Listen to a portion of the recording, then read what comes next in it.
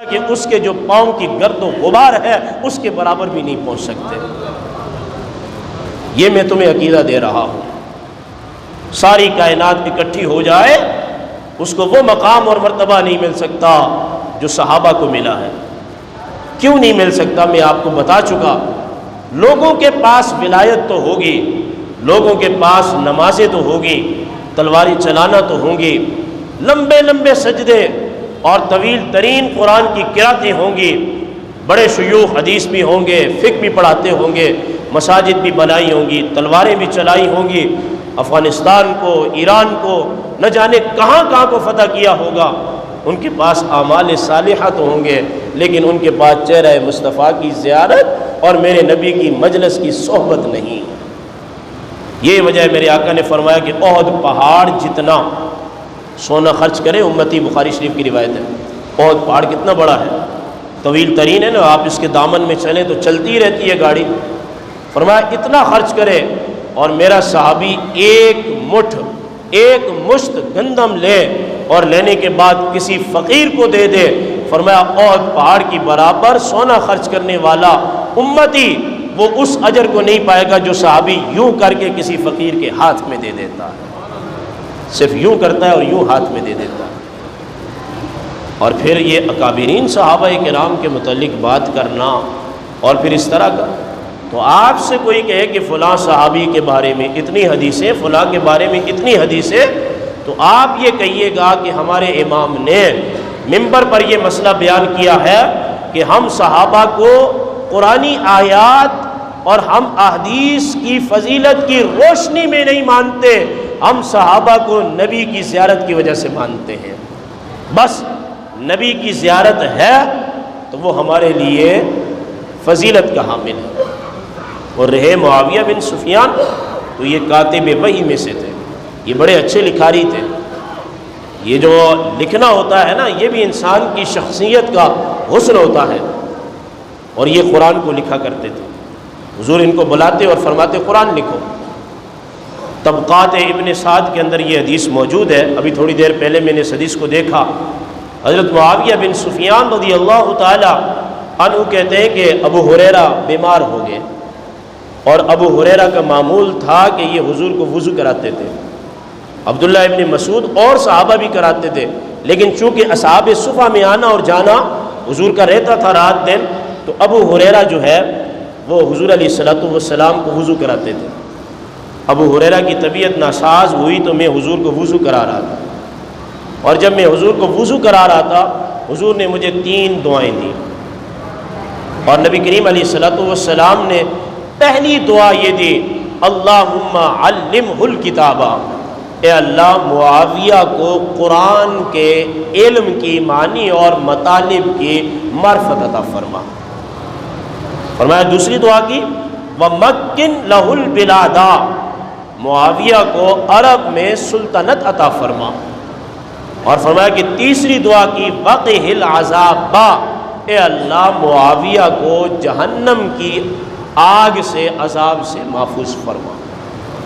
یہ 3 دعائیں نبی کریم علیہ السلام نے دی، اور یہ طبقات ابن سعد کی روایت ہے، اور ابن سعد جو ہے یہ 230 کا بندہ ہے، اور امام بخاری کی جو وفات ہے وہ 256 کی ہے۔ سیرت پر یہ بڑی مایہ ناز کتاب ہے۔ تو آپ اپنا ذہن بنائیں کہ ہم نے کسی کے خلاف نہیں بولنا۔ دیکھیں میرے دوستو، غیبت کے بارے میں کہا گیا قرآن میں، لا یغتب بعضکم بعضا ایحب احدکم ان یاکل لحم اخیہ میتا فکرہتموہ، فرمایا کہ تم میں سے کوئی کسی کی غیبت نہ کرے، وہ پسند کرتا ہے کہ اپنے مردہ بھائی کا گوشت کھائے۔ چہ جائے کہ کوئی شخص اٹھ کے اپنی ناپاک زبان سے کسی صحابی کی غیبت کرے۔ بخاری شریف کی یہ حدیث بھی ہے، میرے آقا علیہ السلام نے ارشاد فرمایا، جو شخص مر جائے، کلمہ گو ہو، کلمہ پڑھتا ہو، ایمان پر اس کا خاتمہ ہو، وہ مٹی کے نیچے چلا جائے، فرمایا اس کا ذکر نہ کرنا، اگر کرو تو اس کا ذکر اچھائی کے ساتھ کرنا۔ تم کہتے ہو کہ روایتیں نہیں ہیں، تم کیوں اپنے بڑوں کی اکابرین کی غیبتیں کرتے ہو اس زمین پر؟ تم ان اکابرین نے جنہوں نے دو دو کپڑے پہن کے نبی کے ساتھ تلوار چلائی ہے، تمہارے یہ جبے اور کبے کس کام کے؟ ان کی وہ تلوار جو صرف تہبند میں چلی ہے، خدا نے اس کی چمک اور دمک کی قسمیں سورہ عادیات میں کھائی ہیں۔ تم کیوں ان کی غیبتیں کرتے ہو؟ صحابی کوئی بھی ہو وہ ہمارے سر کا تاج ہے۔ کسی مولوی کی قلم یا اس کے خطبے کے بارے میں نہیں ہے۔ اگر قرآن ہے تو وَالْعَادِيَاتِ ضَبْحًا فَالْمُورِيَاتِ قَدْحًا فَالْمُغِيرَاتِ صُبْحًا۔ قرآن کہہ رہا ہے کہ صحابہ جس گھوڑے پہ چڑھتے تھے اور اپنے گھوڑے کو دوڑاتے تھے، ان کے سینوں سے ہن ہنانی کی آواز جو نکلتی تھی، میں اس کی قسمیں اٹھا رہا ہوں۔ گھوڑوں کے کھر سم جب پتھروں سے ٹکراتے تھے، اس سے جو چنگیاریاں پیدا ہوتی تھیں، میں اس کی قسمیں اٹھا رہا ہوں۔ صحابہ کرام صحابہ ہیں، اہل بیت ہیں۔ تمہیں کس نے اس بات کا حق دیا کہ تم علی کا فیصلہ کرو، تم ابو بکر کا فیصلہ کرو، تم عمر کا فیصلہ کرو؟ تمہاری نہ نماز اللہ کے ہاں اتنی ہے، نہ تمہارا قرآن ہے۔ جب صحابہ ہے، وہ جو میرے نبی کا غلام ہے وہ ہمارے سر کا تاج ہے، بس اس کی غلامی ثابت ہونی چاہیے۔ تو ہم کسی صحابی کے بارے میں سوشل میڈیا، دوسرا کوئی ملا کسی بھی صحابی کے بارے میں بات کرے، یاد رکھ لو آج میں تمہیں یہ پیغام دے رہا ہوں، جو ملا اپنے ممبر سے خدا کی توہین کرے، خدا کے قرآن کی توہین کرے، جو ملا اللہ کے رسول کے علم غیب یا نور پر یا میرے نبی کی کسی بھی صفت پر سوال اٹھائے، یا کوئی ملا میرے نبی کے صحابہ کے بارے میں بات کرے، یا کوئی ملا میرے نبی کے اہل بیت کے بارے میں بات کرے، یا کوئی ملا میرے نبی کی امت کے اولیاء کے بارے میں بات کرے، جو اس دنیا سے جا کے جنت میں ٹھنڈی ہواؤں سے لطف اندوز ہو رہے ہیں، کبھی اس کے خطبے میں نہ بیٹھو اور کبھی اس کے پیچھے نماز نہ پڑھو۔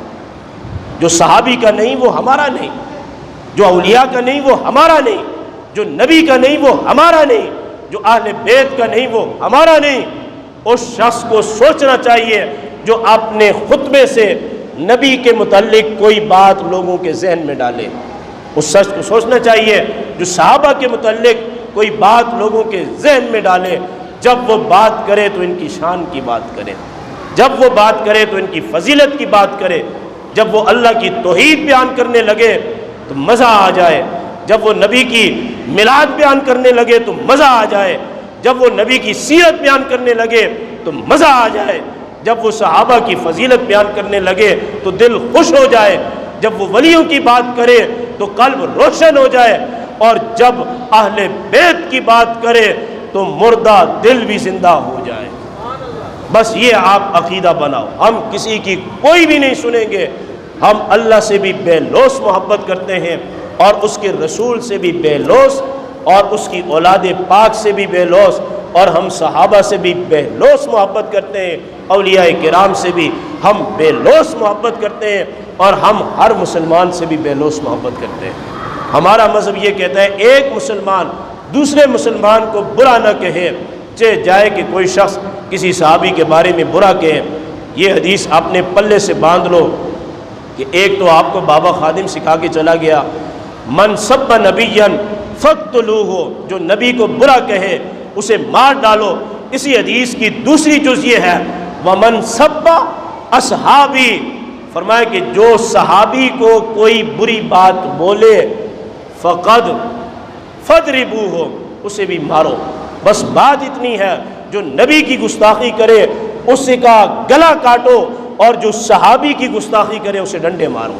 یہ حدیث یاد رکھ لو، من سب نبیا فاقتلوہ، جو نبی کو برا کہے اسے قتل کر ڈالو، ومن سب اصحابی، اور جو میرے صحابہ کو برا کہے فضربوہ، اسے خوب ڈنڈے مارو، اپنے عقائد کو درست کرو۔